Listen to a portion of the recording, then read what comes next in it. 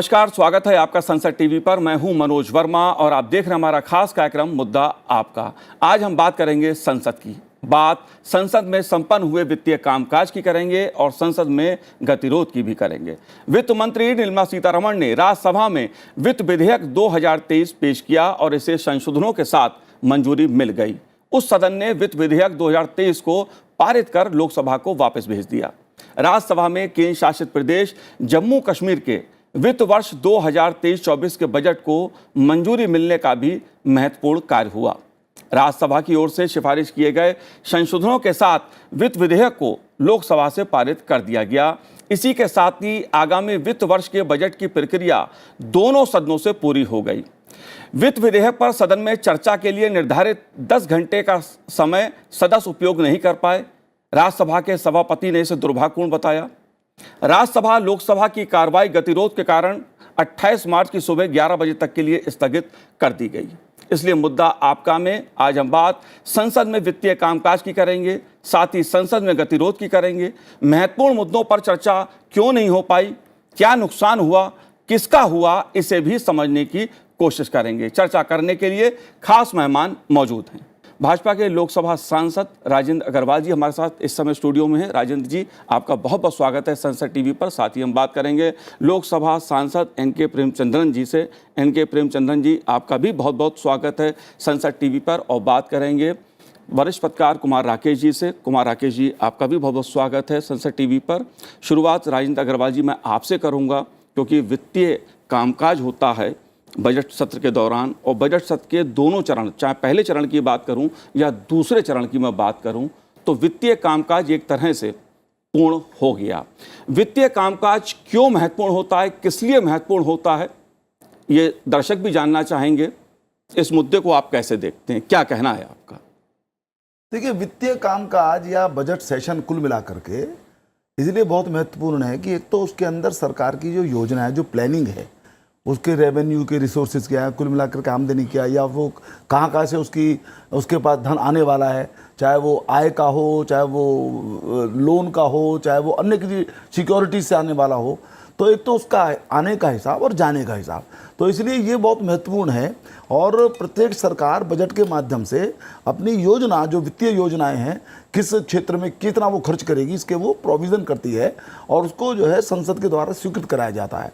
तो सामान्यतः पहले चरण के अंदर ये हिस्सा रहता है कि बजट पेश होता है, बजट के अंदर विभिन्न जो इस प्रकार के एलोकेशन है उनका जिक्र होता है, जो टैक्सेशन है उनका जिक्र होता है, फिर उस पर चर्चा होती है और चर्चा के बाद जो वित्त मंत्री महोदया हैं या महोदय हैं वो उसका रिप्लाई देते हैं। यहाँ तक बात होती है, यानी उसको बजट को पास करने की प्रक्रिया वो पहले चरण में नहीं होती है, बिल्कुल चर्चा होती है। उसके अलावा पहले चरण में राष्ट्रपति जी का अभिभाषण, उस पर धन्यवाद प्रस्ताव ये भी होता ही है, और कोई लेजिस्लेटिव बिजनेस हो जो सरकार ने सोचा उस पर भी चर्चा हो जाती है। दूसरा चरण इस दृष्टि से बड़ा महत्वपूर्ण है कि बीच का जो समय होता है 1 महीने का, लगभग 1 महीने का, उसमें सभी जो डिमांड्स हैं विभिन्न मंत्रालयों की, उसके ऊपर संबंधित जो समितियां हैं, स्थायी समितियां हैं, उस पर चर्चा करती हैं, उसके ऊपर रिकमेंडेशंस देती हैं और उसकी रिपोर्ट संसद में प्रस्तुत होती है। और एक प्रकार से वो उन डिमांड्स को पास करने का आधार भी एक प्रकार से माना जाता है वो। और दूसरा जो चरण है, यदि वित्त बजट की दृष्टि से देखें तो मैं मोटा मोटा 3 बातें 3 हिस्सों में उसको कहना चाहूँगा। एक तो डिमांड्स पास करना, तो डिमांड्स का आपने देखा होगा, सबसे डिमांड्स पास हो जाती हैं और उनका विवरण पूरा रखा जाता है, कौन सी डिमांड्स हैं, क्या उसका डिटेल्स है उसकी, और उसको संसद पास करती है। लोकसभा से शुरुआत उसकी होती है। वैसे भी फाइनेंस के जो भी मैटर्स हैं वो लोकसभा से ही शुरुआत होती है। और दूसरा जो उसका हिस्सा है वो अप्रोप्रिएशन बिल है, जिसको विनियोग विधेयक कह देते हैं, यानी एक प्रकार से सरकार खर्च की इजाज़त संसद से लेती है। और तीसरा फिर वो वित्त विधेयक, फाइनेंस बिल, जिसके अंदर जो टैक्सेशन के जो प्रस्ताव रखे गए हैं, डायरेक्ट इनडायरेक्ट जो भी हैं, उनके विषय में सरकार लोकसभा से और बाद में राज्यसभा से उसकी स्वीकृति कराती है। उसमें संशोधन भी आते हैं, दोनों पक्षों में संशोधन आते हैं, जो भी आपने सबने देखा होगा। लेकिन इस प्रकार से पहले लोकसभा में और फिर बाद में राज्यसभा में इस सारे वित्त बजट सत्र के अंदर इनको पास किया जाता है। और उसके पश्चात माननीय राष्ट्रपति जी के द्वारा उसकी जब उस पर स्वीकृति हो जाती है, तब वो सारा वित्त का काम प्रारंभ होता है। सामान्यतः इस सरकार ने परिवर्तन किया था माननीय मोदी जी सरकार ने कि ये काम हमारा 31 मार्च तक पूरा हो जाए। पहले 31 मार्च तक पूरा नहीं होता था, बजट का सेशन भी थोड़ा देर तक चलता था क्योंकि बजट की प्रस्तुति करनी 28 फरवरी को होती थी, तो सारा टाइम टेबल चेंज किया गया। अब 31 मार्च से पहले ये सारा का सारा जो फाइनेंशियल बिजनेस है वो पूरा हो जाए, ये लक्ष्य रहता है। और ऐसा जो भी हंगामा हुआ है, बात नहीं हो पाई है, चर्चा नहीं हो पाई है, ना डिमांड ऑफ ग्रांट्स पर चर्चा हो पाई। 5 सामान्य डिमांड्स ऐसी तय कर लेते हैं महत्वपूर्ण, उन पर चर्चा नहीं हुई, वित्त विधेयक पर चर्चा नहीं हुई, अप्रोप्रिएशन बिल पर चर्चा नहीं हुई, और भी कुछ चर्चाएं नहीं हुई, वो एक अलग बात है। लेकिन कुल मिला करके एक संवैधानिक दायित्व के नाते जो बजटीय जो जिम्मेदारियां हैं उनको संसद ने पूरा कर लिया है। जी, जाहिर सी बात है, संवैधानिक जो दायित्व है संसद का वो उसने पूरा किया, बजट से संबंधित कामकाज पूरा हो गया। लेकिन राकेश जी, प्रेमचंद्रन जी, मैं आपसे कुछ सवाल करूंगा, लेकिन उससे पहले राकेश जी मैं आपसे जानना चाहता हूं, क्योंकि वित्त और बजट संबंधी इन दोनों चरणों में महत्वपूर्ण काम होता है। मंत्रालयों की अनुदान मांगों पर चर्चा होती है, बजट पे घंटों चर्चा होती है, इसको लेकर विपक्ष को भी बोलने का मौका मिलता है, सत्ता पक्ष भी अपनी बात रखता है, सदस्यों को बोलने का मौका मिलता है। चर्चा जो होती है बजट पे अनुदान मांगों पर, उसमें अलग अलग पक्षों की अलग अलग राय उभर के सामने आती है, जो सवाल मन में होते हैं सदस्यों के वो भी रखे जाते हैं। आप कैसे देखते हैं इस बार जिस तरह से वित्तीय कामकाज हुआ है, आपका क्या कहना है? देखिए, इस बार तो अगर सदन की तरफ से देखें तो एक टेक्निकलिटी जो पास होने की है, जो भी लेजिस्लेटिव एजेंडा है वो पास हो गया बजट का, लेकिन ऐसा तो कोई कामकाज हुआ नहीं। इस जब से 2019 में मोदी सरकार दूसरी बार जीत के आई है, तो पहली बार एक ऐसा सेशन था जो पूरी तरह से वॉश आउट रहा, और ये काफ़ी दुर्भाग्यपूर्ण है क्योंकि बजट के जो बहुत सारे प्रपोजल होते हैं, हमने परसों भी देखा जो फिनांस बिल था उसमें बहुत सारे अमेंडमेंट फिनांस मिनिस्टर ने लाए। एक बड़ा प्रपोजल ये भी था कि जो पेंशन को लेके, जो गवर्नमेंट एम्प्लॉय को लेके जो एक इशू चल रहा है, उसके लिए उन्होंने एक कमेटी बनाई। तो इतने बड़े जो इशूज हैं, जो गवर्नमेंट का एक्सपेंडिचर है सारे डिपार्टमेंट में कैसे काम चल रहा है, जिसके बारे में सारे देश जानना चाहता है, क्या काम हो रहा है, क्या चर्चा हो रही है, क्या जो अपोजिशन है वो जो कुछ कमियां हैं उसको हाईलाइट करते हैं। जैसे ये पेंशन का इशू था, इस पर एक ये किसी भी इलेक्शन में आप जाइए, हर जगह एक ये पॉपुलर मुद्दा रहता है। इसके पॉजिटिव साइड भी हैं, ये अगर गवर्नमेंट जो पुराना जो ओल्ड पेंशन स्कीम है उसको रिस्टोर करे, नेगेटिव साइड भी हैं। और सीधा एक लोकसभा में सूचना दे दी गई कि एक कमेटी बनेगी, लेकिन उस पर कोई चर्चा नहीं हुआ। और बुलेटिन हो गया, किसी भी डिपार्टमेंट से भी जो भी एक ग्रांट होता है उस पर कोई चर्चा नहीं हुई। तो एक अनफॉर्चुनेट है कि इस पर कहीं कोई चर्चा नहीं हो पाई। जाहिर सी बात है, चर्चा होती तो विपक्ष को अपनी बात कहने का मौका मिलता। प्रेमचंद्रन जी, आप बहुत सीनियर मेंबर ऑफ पार्लियामेंट हैं, तमाम मुद्दों पे आप अपनी बात रखते हैं, देश आपको देखता सुनता है। राज्यसभा के सभापति जगदीप धनखड़ जी ने एक बात कही कि वित्त विधेयक पर सदन में चर्चा के लिए निर्धारित 10 घंटे का समय जो निर्धारित किया गया था, सदस्यों द्वारा उपयोग नहीं किया गया, इसे उन्होंने दुर्भाग्यपूर्ण बताया। इस स्थिति को आप कैसे देखते हैं? मैंने राजेंद्र जी से इसीलिए समझना चाहा ताकि देश के जो हमारा टीवी दर्शक देखते हैं, जो देश की जनता है, वो इस बात को समझ सके कि वित्तीय कामकाज देश के आर्थिक तंत्र की दृष्टि से कितना महत्वपूर्ण है, और उस पर चर्चा ना हो पाना, इसे आप कैसे देखते हैं? क्या कहना है कि 10 घंटे का समय निर्धारित किया गया लेकिन चर्चा नहीं हुई?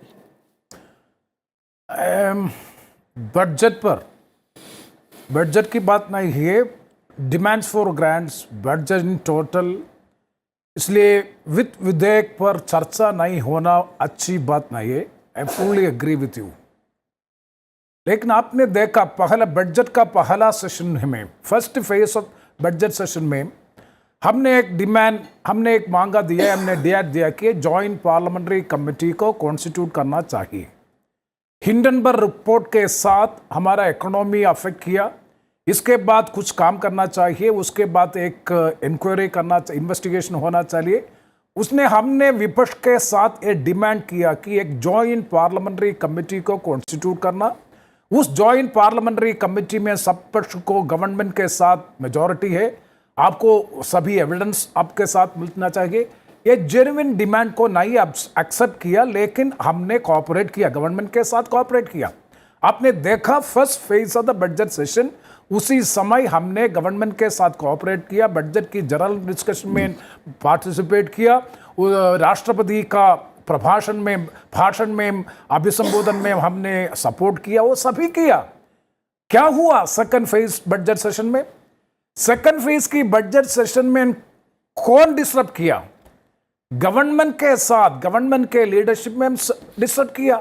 पहला 7 दिन में senior ministers and the treasury benches parliament के लोकसभा की प्रोसीडिंग्स को डिस्टर्ब किया।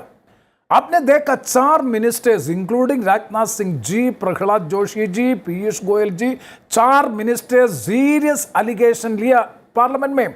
राहुल गांधी, विपक्ष की लीडर राहुल गांधी ने लंदन में एक भाषण दिया। वो भाषण देशद्रोही एंटी नेशनल स्पीच है, ये एलिगेशन किया। उस एलिगेशन लेने के बाद क्या करना, उसको एक अवसर देना, मौका देना, को एक्सप्लेन करने के लिए मौका देना ना, वो अवसर नहीं दिया। विपक्ष ने क्या करना, 7 डेज 7 दिन गवर्नमेंट ने पार्लियामेंट प्रोसीडिंग्स को डिस्टर्ब किया। बजट सेशन के गवर्नमेंट डिस्टर्ब किया, पहला अवसर है जी। स्वतंत्र भारत में इतनी अवसर नहीं।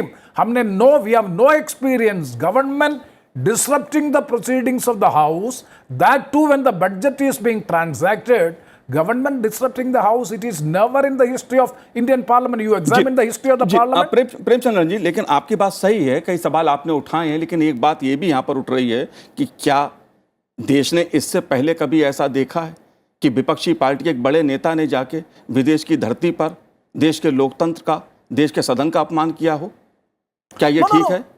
कितना अवसर, हमारा प्रधानमंत्री नरेंद्र मोदी जी ने विदेश राज्यों में कितना एलिगेशन किया जी, कभी लोकतंत्र को लेकर नहीं बोले। राजेंद्र अग्रवाल जी, मैं चाहूंगा आप इसका जवाब दें। राजेंद्र अग्रवाल जी, मैं चाहूंगा आप इसका जवाब दें, क्योंकि कई सीरियस सवाल, एलिगेशंस प्रेमचंद्र जी ने लगाए हैं, मुद्दे उठाए हैं। आपका क्या कहना है?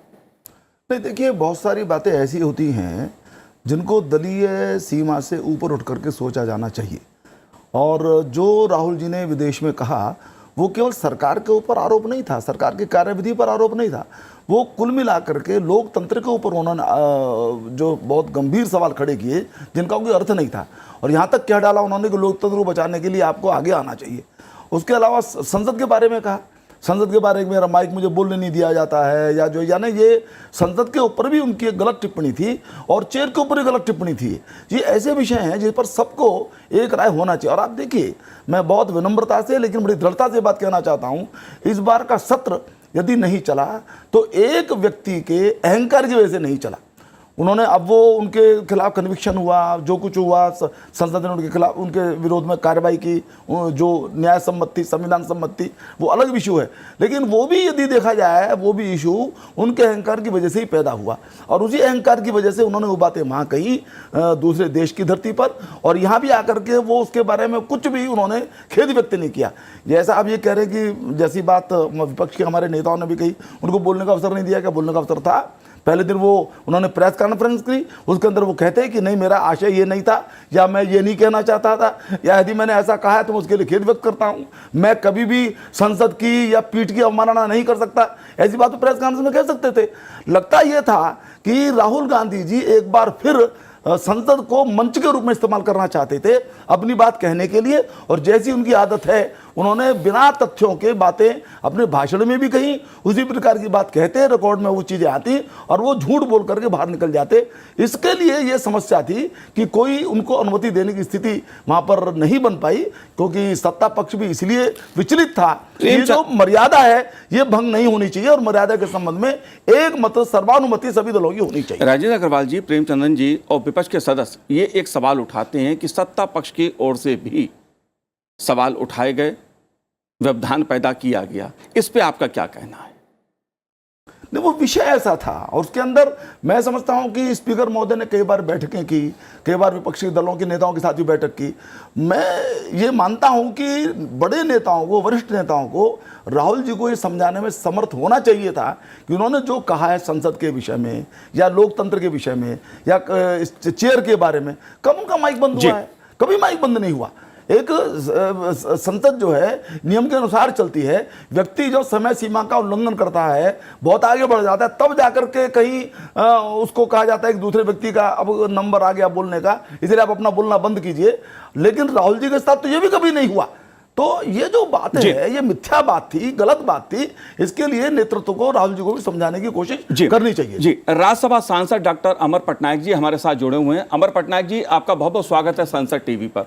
मेरे दो सवाल आपसे हैं। एक तो वित्त विधेयक जो राज्यसभा से पारित हुआ और इस पे चर्चा के लिए 10 घंटे का समय निर्धारित किया गया था। राज्यसभा के सभापति जी ने बताया कि इन जो घंटे निर्धारित किए गए थे उसका उपयोग सदस्य नहीं कर पाए, यह दुर्भाग्यपूर्ण स्थिति है। इस मुद्दे पर आपका क्या कहना है? और जो सवाल प्रेमचंद्रन जी ने उठाए और जो बात राजेंद्र अग्रवाल जी ने कही है, कौन जिम्मेदार है इस गतिरोध के लिए? वित्त विधेयक, बजट पे चर्चा देश की अर्थव्यवस्था के लिए कितने? जी जी, आज मैं पार्लियामेंट में था जब ये सभापति चेयरमैन साहब इसको ऊपर अपने मत रखे कि 10 घंटे का जो बिजनेस एडवाइजरी कमेटी में टाइम अलॉट किया गया था उसका सदुपयोग कुछ भी उपयोग नहीं हो पाया। कोई भी सदस्य इसके ऊपर बोल नहीं पाए। मुझे लगता है कि ये पार्लियामेंट्री डेमोक्रेसी, पीपल्स रिप्रेजेंटेटिव जो हम लोग हैं, हमारे बारे में कॉन्स्टिट्यूएंट्स जो है राज्यों में वो क्या सोचते होंगे, ये सब मामला इसमें जुड़ा हुआ है। क्योंकि आप जब डिस्कशन नहीं करेंगे, आप अब एक डिमांड फॉर ग्रांट में आप बोलना चाह रहे हैं, आप कह सकते हैं कि जैसे कि मैं एक रीजनल पार्टी से हूँ, बीजू जनता दल से, मुझे कहना था कि रूरल डेवलपमेंट के ऊपर बोलना था, मुझे कहना था कि मुझे MGNREGS में पैसा कम मिल रहा है, मुझे कहना था कि मेरा MGNREGS में पेंडिंग बिल्स है, मुझे ये भी कहना था कि प्राइम मिनिस्टर्स आवास योजना में हमको ज्यादा घर मिलना चाहिए ना। आप देखिए ये कुछ भी चीज हम बोल नहीं पाए और इसको किसी कैसे हम लोग जो जस्टिफाई कर पाएंगे हमारे कॉन्स्टिट्यूएंट्स को कि हम यहाँ पे आए हैं और उनका बात रखेंगे, राज्य का बात रखेंगे, उनका हक उनको दिला के रखेंगे, कैसे हो पाएगा? तो मुझे तो लगता है कि हर MP को पार्टी लाइंस के ऊपर जाके इसके बारे में सोचना होगा, क्योंकि उसको तो अल्टीमेटली जाके वहां पे एक्सप्लेन करना पड़ेगा कॉन्स्टिट्यूएंट्स के सामने कि हमने क्यों नहीं बोल पाया, क्यों उनका बात रख नहीं पाया। जी जी, अमर पटनायक जी, बहुत बहुत धन्यवाद हमसे बात करने के लिए, बहुत बहुत शुक्रिया आपका। राकेश जी, आपने सुना, राजेंद्र अग्रवाल जी को भी सुना, प्रेमचंद्रन जी को भी सुना आपने और अमर पटनायक जी को भी। सदन में चर्चा हो, इसके लिए राज्यसभा के सभापति जगदीप धनखड़ जी ने भी कई बार प्रयास किया, लोकसभा के अध्यक्ष ओम बिरला जी ने भी तमाम बार प्रयास किया, कई बार कोशिश की गई कि यह गतिरोध टूटे, लेकिन विपक्ष की तरफ से जिस प्रकार की नारेबाजी, और आज तो देखने में आया कि कागजों का बंडल ही उठा के फेंक दिया गया चेयर की तरफ। आपका क्या कहना, ये स्थिति क्या कहती है? देखिए, इस बार दुर्भाग्य से जो पार्लियामेंट था, जो स्ट्रीट पॉलिटिक्स हमारे यहाँ होती है, उसका एक प्ले ग्राउंड बन गया। इनफैक्ट विपक्ष को पिछले जो पहला सत्र था बजट का, उसमें भी उन्होंने ये JPC वाली मांग उठाई थी, लेकिन उसमें फिर वो चर्चा को तैयार हो गए थे और उसमें एक राहुल गांधी की स्पीच भी थी जो काफ़ी चर्चा में हुई। और इस बार हमने देखा कि फिर उसी डिमांड पर विपक्ष ने भी संसद नहीं चलने दिया और हमने एक सरकार की तरफ से भी देखा, सरकार की तरफ से रेयर ही होता है, चेयर की तरफ से अक्सर ये कहा जाता है कि भाई जो हाउस है वो डिस्कशन के लिए है, डिबेट के लिए, डिसरप्शन के लिए नहीं है। लेकिन इस बार हमने देखा जो दो सबसे बड़ी पार्टियां थी हैं, जो रूलिंग पार्टी है और जो कांग्रेस पार्टी है, और उनके साथ जो एलायंस थे, एक दोनों तरफ से एक डिसरप्शन का माहौल रहा। और इसमें हमने ये देखा कि कोई चर्चा नहीं हो पाए, जो सैकड़ों बाकी जो सदस्य थे जो अपनी बात कहना चाहते थे, किसी को कोई बात करने का मौका नहीं मिला। तो ये काफ़ी दुर्भाग्यपूर्ण स्थिति थी और दोनों पार्टियां एक मैक्सिमलिस्ट पोजीशन भी उन्होंने ले लिया। जो JPC की डिमांड है, पिछले बार भी इन्होंने उठाई थी, इस बार भी उन्होंने उठाया। पिछली बार चर्चा लेकिन करने को तैयार हो गए, इस बार चर्चा भी नहीं हुई, उन्होंने राहुल गांधी के अपॉलजी का मामला उठाया। मेरे हिसाब से तो अगर आपको राहुल गांधी का भाषण नहीं भी पसंद हो तो उसको डिबेट करके आप उनको कंडेम कीजिए। पार्लियामेंट लोग इसलिए देखते हैं कि भाई वो देखना चाहते हैं, इतने लोग विजिटर्स आते हैं, बाहर से आते हैं, स्कूल के बच्चे पूरे देश से आते हैं देखने के लिए। और वहाँ पर उनको लेकिन राकेश जी, सदन चलेगा, चर्चा तभी होगी ना। जी जी जी। और उसके लिए राज्यसभा के सभापति ने जैसे बताया कि कितने घंटे निर्धारित किए गए थे चर्चा के लिए, लोकसभा में भी घंटे निर्धारित किए गए थे। सभापति ने एक कॉल भी किया था सारी पार्टीज को, इनफैक्ट कांग्रेस और बहुत सारी पार्टी के नेता आए भी नहीं। जो भाजपा का कहना है कि उन्होंने अपने पर्सनली मोबाइल से कॉल किया बड़े बड़े नेताओं को, खड़गे साहब को और भी नेताओं को, लेकिन उनके तरफ से आए नहीं। स्पीकर की तरफ से एक मीटिंग हुई थी, उसमें एक बात बनी भी कि अगर दोनों पार्टियां अपने जो दो मेन इशूज है उसको बाहर में चर्चा करें और लोकसभा को चलने दें, लेकिन दोनों पार्टियां, भाजपा भी हो या कांग्रेस भी हो, अपना जो मुद्दा था उससे वो खिसकने को तैयार नहीं थे। इसमें हमने देखा कि पूरा एक वॉश आउट रहा है। तो वेस्ट ऑफ पब्लिक मनी है और एक डिसअपॉइंटमेंट है। अगर देश इतना बड़ा डेमोक्रेटिक कंट्री है तो पार्लियामेंट में डिबेट होना चाहिए, हमें देखना चाहिए कि सारे इशूज पर अलग अलग पार्टी प्रेमचंद्रन जी, मैं इतनी सी बात समझना चाहता हूँ आपसे कि इतने घंटों का समय निर्धारित किया गया था चर्चा के लिए, जो बात आप सदन में कहना चाह रहे थे, मतलब मैंने देखा देश ने देखा कि किस तरह विपक्षी दल के सदस्य प्ले कार्ड्स लेकर सदन में आते हैं, अध्यक्ष जी के ऊपर कागज फाड़ कर फेंक देते हैं, सदन के सामने आ जाते हैं। ये इस स्थिति में अगर चर्चा होती तो आप लोग अपनी बात कह सकते थे। लेकिन आपने देखना चाहिए यह किसका रिस्पॉन्सिबिलिटी है। हाउस को अच्छी तरह रन करना पहला रिस्पॉन्सिबिलिटी गवर्नमेंट के साथ है। कौन है सभानाथन? Leader of the house is the prime minister. It is the responsibility of the government to see that parliament is functioning properly. Parliament is also part and parcel of the democratic system of our country, but it has never seen. That's why I am saying, मैंने बोला कि यह स्वतंत्र भारत पहला अवसर है। 7 दिन continuously, एक दिन हमको अच्छी तरह समझा, लेकिन राहुल गांधी माफी मांगना, इसके साथ 7 दिन फाइनेंस बिल है। आपने रिपीटेडली आपने सेइंग दैट राज्यसभा की सभापति ने 10 घंटा, हमारे हाउस में 15 घंटा दिया फाइनेंस बिल के साथ। डिमांड्स के ग्रांट्स में कोई चर्चा नहीं, कोई मुद्दे पर चर्चा नहीं, हमको भी अवसर नहीं मिला। क्यों? Y? That is to be discussed. This time, इसी समय not only the opposition, it is the government started the disruption, and the government is solely responsible for the wars of it. Yes, opposition is also responsible, I am not saying. But at the same time, you have to see that it is not good. The government and the cabinet ministers rising in their seats and raising slogans, disrupting the house means what to do?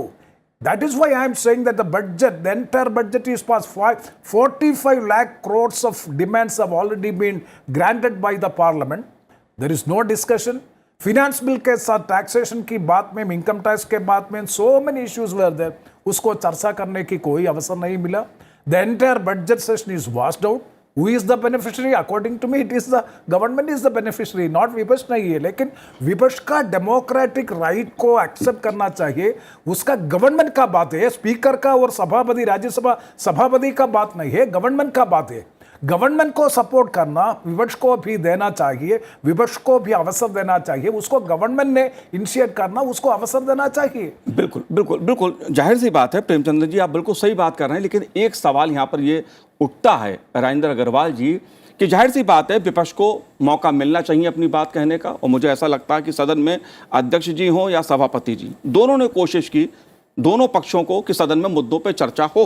लेकिन एक गतिरोध बना रहा. Government को उसको agree करना चाहिए, speaker को और सभापति को. केवल सरकार को विपक्ष की भूमिका भी है. मेरा सवाल यही है कि क्या विपक्ष का कोई नेता, कोई भी व्यक्ति अगर सदन के बारे में, संसद के बारे में, देश के लोकतंत्र के बारे में कोई टिप्पणी करता है विदेश की धरती पर, और उससे कुछ सदस्य अगर आहत होते हैं, तो क्या उनकी मांग माफी मांगने की गलत है? एक मुद्दा ये बहुत बड़ा है. लेकिन मेरा मुद्दा आपसे राजेंद्र अग्रवाल जी ये है कि तमाम मुद्दों पर चर्चा हो सकती है सदन में, लेकिन प्रश्नकाल, शून्यकाल, ये ऐसे दोनों संसदीय काल होते हैं जिसमें जो आम सदस्य हैं पार्टी से ऊपर उठकर अपने अपने क्षेत्रों की मुद्दे उठाते हैं, सवाल उठाते हैं.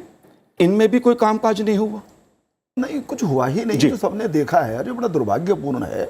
और मैं समझता हूं कि जनता ने भी, देश की जनता ने भी पूरे सत्र को चलते हुए देखा है. और अब ये तर्क तो चलता रहेगा. विपक्ष कहेगा कि हम ठीक थे, जो रूलिंग पार्टी वो कहेगी हम ठीक थे, हमारा इशू ठीक था. अब जनता तय करेगी. क्योंकि मैं ऐसा समझता हूं कि व्यापक स्तर पर जिस प्रकार की एक निगेटिविटी के साथ खासतौर से कांग्रेस का नेतृत्व चल रहा है, वो ठीक नहीं है. और जो कांग्रेस का नेतृत्व का संकट है, वो लोकसभा का, संसद का संकट बन गया है.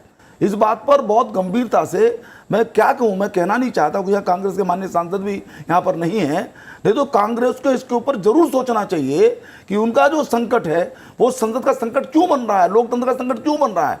वो उसको रिजॉल्व करें, बैठें, हल करें. ये उनकी जिम्मेदारी ज़्यादा है. इंडिविजुअली मैंने देखा है कि प्रत्येक सांसद संसद के अंदर, चाहे वो प्रश्न प्रहर हो, चाहे वो 0 आवर हो या अन्य हो, उसमें अपनी बातें उठाना चाहता है. तैयारी करके आते हैं, सत्र के शुरू होने की प्रतीक्षा करते हैं, लेकिन उनको अवसर नहीं प्राप्त उनको हुआ. तो सभी लोग दुखी थे.